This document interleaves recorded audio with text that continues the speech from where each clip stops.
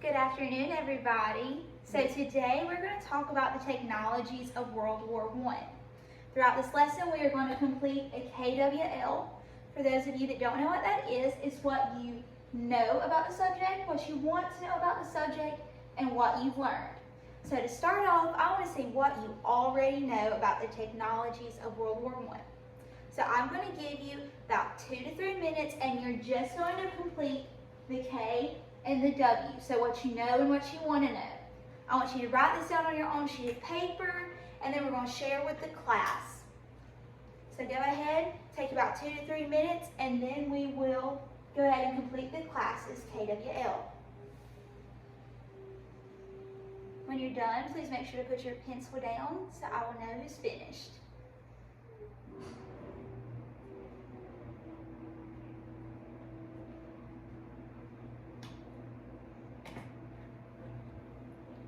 Okay, it seems that all of our students have finished, so we're going to go ahead and complete our KWL. Would somebody like to volunteer and tell me what they put down for what they already know about the technologies in World War I? Yes. I know that they used poisonous gas, and I believe they started using machine guns then. Right, that is completely correct. So they used poison gas, and they used machine guns. Does anybody think that these two pieces of technology that they created then are still used today? Yes. You do, that's correct. So they still use both of these today. So they are still in use. Great job. So anybody else like to tell me what they want to know about these technologies? Go ahead. I would like to know what other types of weapons and technology they used during World War I. Yeah, of course. So we want to know what other technologies were invented during this time.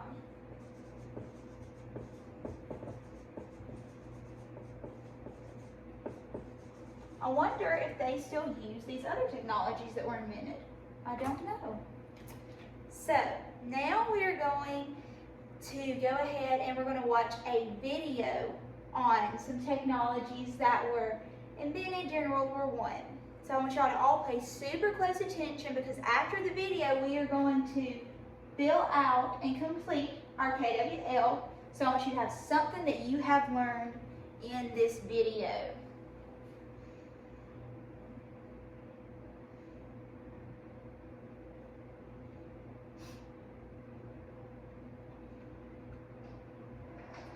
Second, we have a quick ad.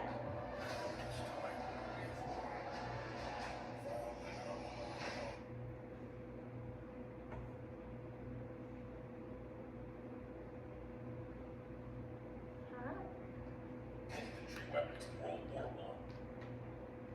The First World War saw many varied weapons used by soldiers. Let's look at what was manufactured and being used on the battlefield. The rifle. Most soldiers would be equipped with a bolt-action rifle.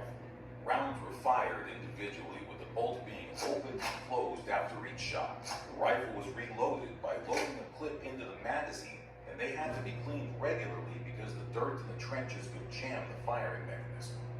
The rifles most commonly used by the Allied powers were the short magazine Lee Enfield Mark III for Britain and the Commonwealth, the Lebel and Berthier 8mm for France, the Montleasher Carcano M1891 6.5mm for Italy, the Mosin Nagant M1891 7.62 for Russia, and the Springfield 1903 30-06 for the USA.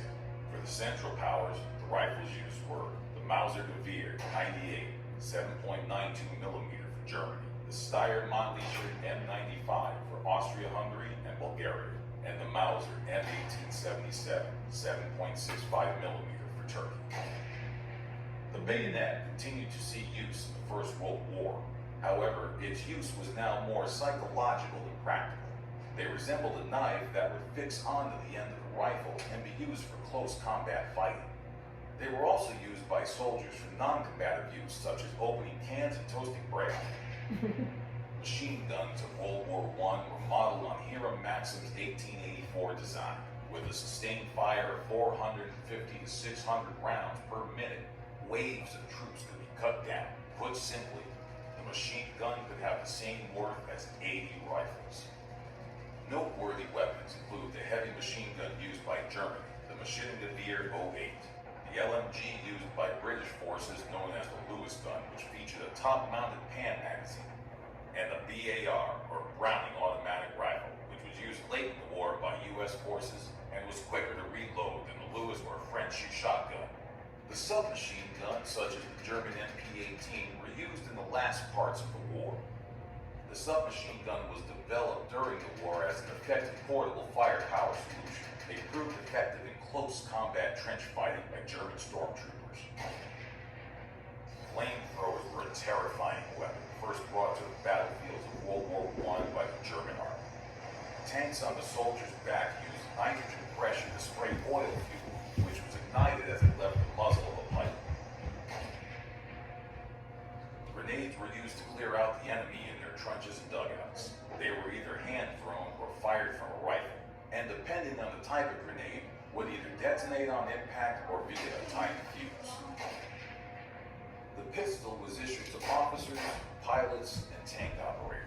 Because of the portable size of the pistol, it would serve well in the cramped conditions of a biplane cockpit or the interior of a tank. Lastly, we have the trench raid club, an almost medieval throwback. This Malay weapon was popular for trench raiding expeditions as a quiet way of killing or wounding enemy soldiers. Now you know about some of the weapons used during World War I. Leave a comment below letting us know which weapon you found the most interesting. Watch our other videos to learn more. Get your copy of Simple History, World War I, available on Amazon now. So that was a very interesting video that we just watched, and we learned a lot of facts about some of the technology that was invented and used during World War I. And a lot of that technology helped us actually win the war and arrive at the technology we use today. So I know I told y'all to take some notes because we're going to finish our KWL. Would anybody like to start us off? Go ahead. The U.S. Used the Springfield 1903 rifle.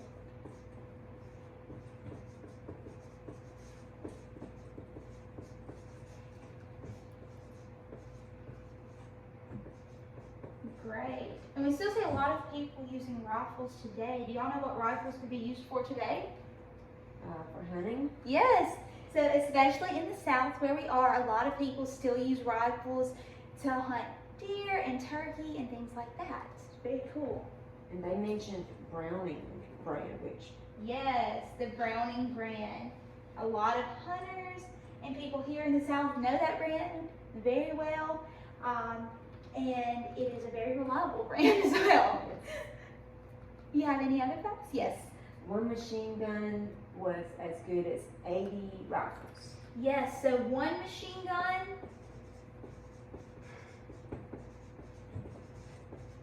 had the power of 80 rifles. So I would say that probably had a pretty big impact and helped us in winning the war, wouldn't you say? Yes.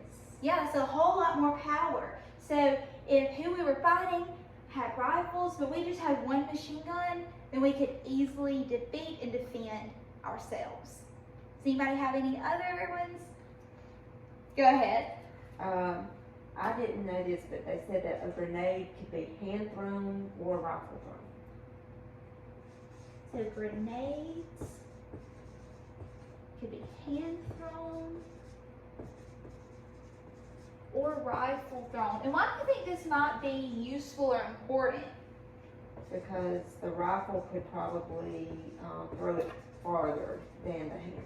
Yeah, of course. So if we could throw it with our rifle, we didn't have to get nearly as close to our enemies, and that kept our men safer. Awesome job. Y'all are really paying attention. I'm so proud of you. Anybody have any others? Or anything they found funny?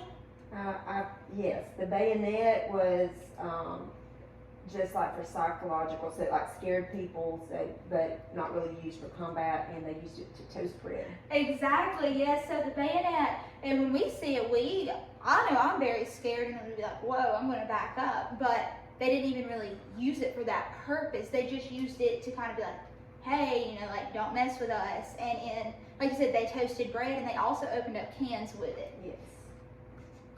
So the bayonet was psychological use. Great job, guys. I'm so proud of you for paying such close and great attention. So for the rest of our lesson, what I want you to do is choose one technology that we have learned about from our video, and we are going to create a Google slide and we're going to present it at the end of our class. So I want you to go ahead. You can begin working on that. You can use your computers to do research, and then we will come back halfway through you working on your projects, regroup, and I'll give you time to finish up. So students will be given about 10 minutes to go ahead and begin research, start looking. At the end of that 10-minute mark, I am going to ask them to come back together for a group discussion. We'll talk about if they found out any interesting facts or if anything surprised them about their specific weapon. They will also be given a rubric for their project right now. Okay, everyone, I just kind of wanted to check in, make sure that you are all still working hard. I've been going around the room. Everybody is contributing so well. I'm so proud of all of you. You've got about another 20 minutes to finish up your presentations. You can practice how you're going to present in front of the class. I also wanted to open up the floor for anybody who had any questions about the project or had anything interesting that they wanted to share, that they found out about their technology or weird or just anything. Go ahead. The first grenades that were used were made out of just like cans, and it had like nails and stuff like that in it. So I found that interesting. Yeah, that is super interesting, because when we think of a grenade right now, or at least what I think of, is a little green oval, and it's got the little pin that you pull and you throw it and it just blows up. But I guess this, you know, they used whatever they had, whatever resources they could find. So the nails, I'm sure that hurt pretty bad when it exploded and went into the enemy. So I just want you all to keep working so hard. You were doing so great. Like I said, we've got about another 20 minutes to work on our projects, and then we're going to present. So like I said, the students will have about another 20 minutes to finish up on their projects, and then they will present to the class. All right, class, you should all be done working on your presentations. So we will have our first presenter come up. I want everybody to give your undivided attention to them. Remember, when someone else is presenting, you are jotting down 3 facts about their presentation. Please be very respectful. Our first presenter may come up.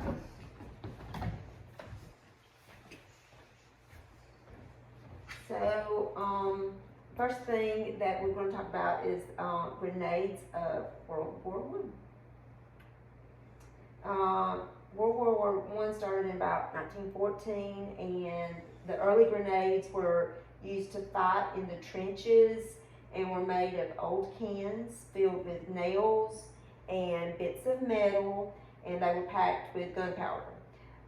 They were very dangerous though to the makers because a lot of times they would prematurely explode.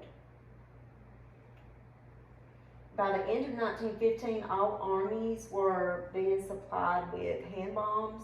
Rifle grenadiers fired specifically modified grenades from rifles, and while the infantry on both sides carried dozens of different types of grenades. Germans tended to prefer the stick bomb or the stick grenade, which could be thrown farther, but it had a smaller explosive.